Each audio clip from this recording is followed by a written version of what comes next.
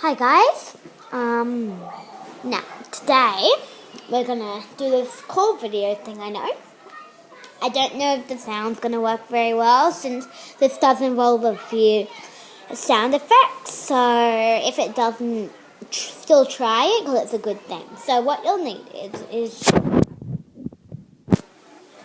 with a reasonable amount of water, and you'll need an egg cup. So what you do is make sure the egg cup's empty and the sink is full enough. And you take the egg cup on the bottom, you hit it onto the water. So you don't splash it like this. Don't do that. Just kind of place it on top quite fast.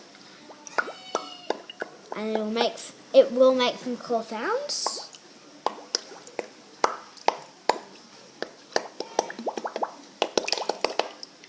And if you turn it over, it'll make some low pitch sounds. And it's quite cool.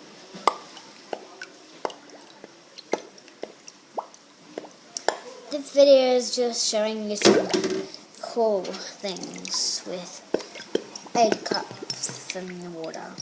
So you can also do this with bowls, and yeah. So okay, thanks for watching. Bye.